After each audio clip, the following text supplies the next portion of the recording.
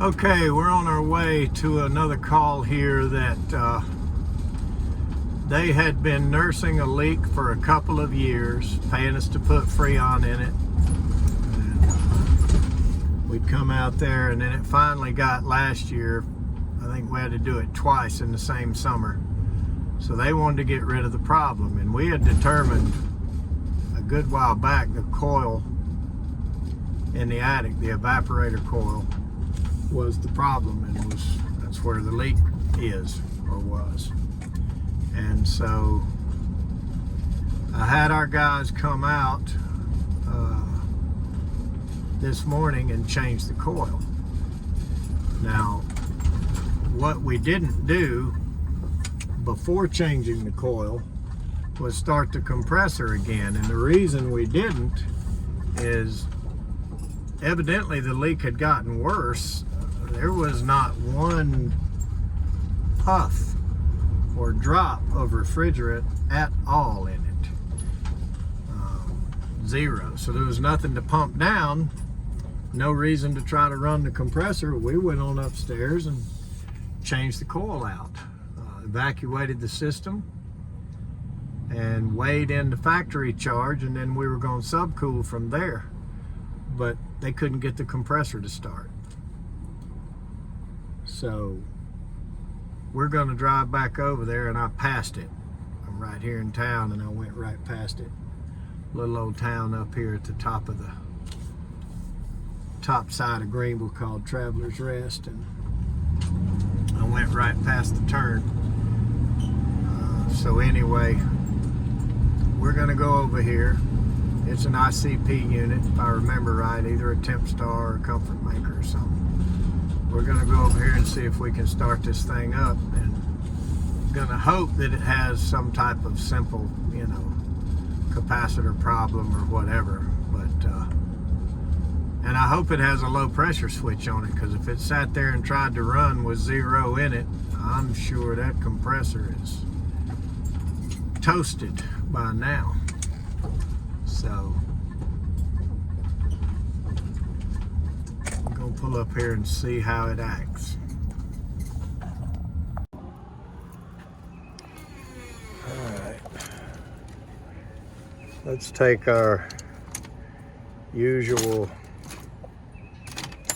toys over there, see what we can find out. I really hope we can start this thing, because if we can't, then we have changed the coil already. Yeah, a little Temp Star. And I remember there's where the drain was before. And I remember coming out here and seeing a bunch of dye coming out of the drain line. So really didn't even have to go upstairs and look. When you add the UV dye to the refrigerant one year, and you come back the next year and it's lighting up out of the drain pipe and all over the ground around it, you can pretty much guarantee yourself at that point that you got an evaporator leak.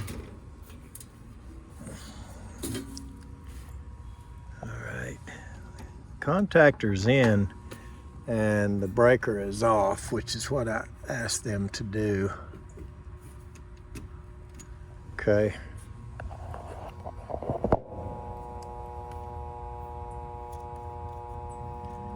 So the first thing I'm going to do is pull this cap out.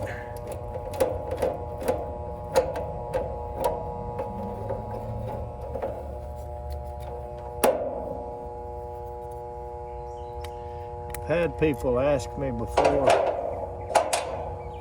why don't I test them in place?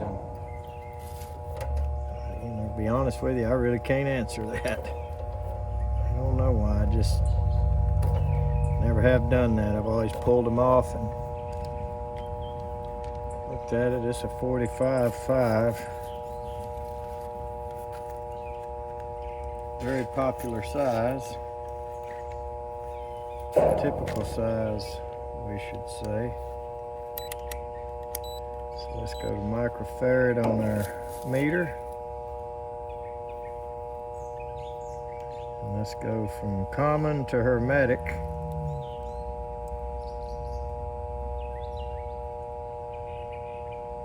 .46. So that's not a good sign. That means this cap is probably good. 4.5 on the fan side. We're going to try a hard start, whatever you want to call it. Start assist, capacitor, and see if that does anything. He said the fan was running fine, so I'm really not suspect of the contactor at this point, but let's get a couple more toys and see what we can do over here. Okay, so what I'm gonna do is I'm gonna try this with a new 45.5 and then I'm also going to add this Super Boost by Supco into the mix. And I noticed something different about these. Used to, there would be one of these wires would have a C marked for common. And now that's changed, if you can see it, to a V. And I'm guessing that means voltage. So we're gonna hook that side to the common.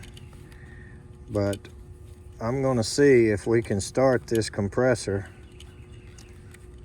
And this is about all the effort I know to put into it. We will, of course, not give up easy. But if a hard start doesn't start it, I'll pull the wires off the contactor and off here and read ohms from out here and look at the condition of it. See what we think about it. We'll put the V side, voltage side, to the common. The other side to the hermetic.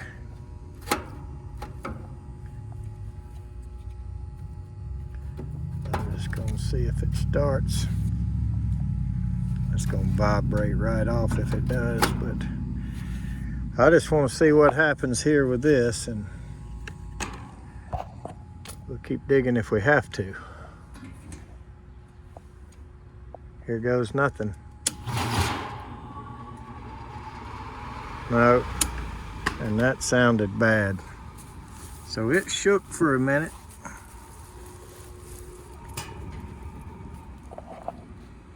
I'm gonna try it one more time, and I'm gonna unplug this fan so we can hear it. Okay, so what I did was I took the black common wire to the outdoor fan off of the contactor over there. I've still got the hard start and everything connected, and we're gonna power it up one more time and just see if we hear that, because it shook and tried, but I'm afraid she's locked slap up. But let's try one more time, see if we can hear it. And all we got that time was the death buzz. Well,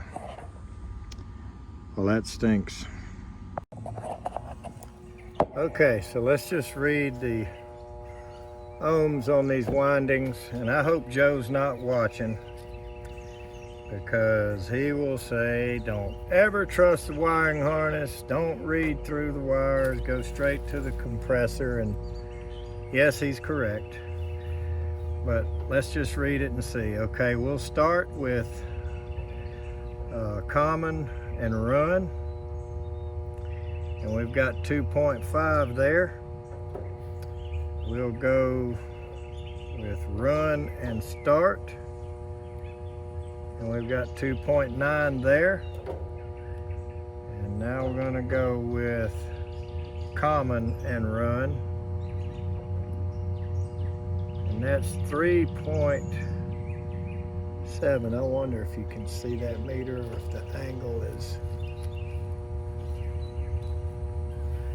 off on it.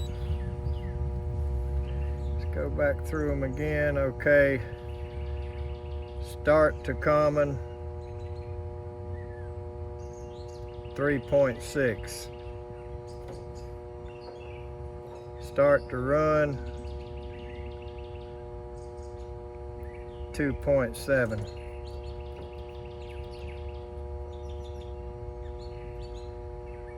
Run to common, 2.2.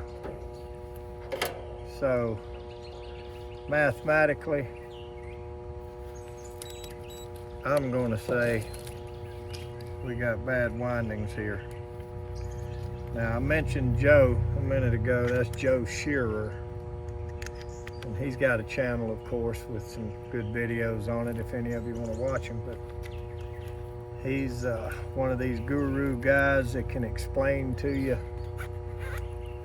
every single thing that you're looking at, and he's got a lot more time on his hands than I do, and evidently got a lot more intelligence and experience than I do as well.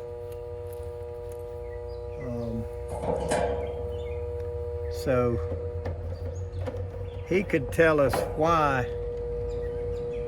2 should add up to equal the others, but I'm going to tell you this: whatever you do when you're out on these jobs and you condemn a unit, put it back exactly like you found it. You don't want to be one of these guys that leaves a lot of room for somebody to come behind you and criticize you. And you certainly don't want to be the guy that condemns a compressor and then somebody comes behind you and they get it to start. That is a category you really don't want to fall in there. So, because people get second opinions, especially when it's something fatal, you always want to put everything back exactly how you found it. Put the old parts back in, hook everything back up. Don't leave it hanging. I couldn't tell you how many times I've walked up to one and found everything hanging. Anyway, let's examine some options for these people.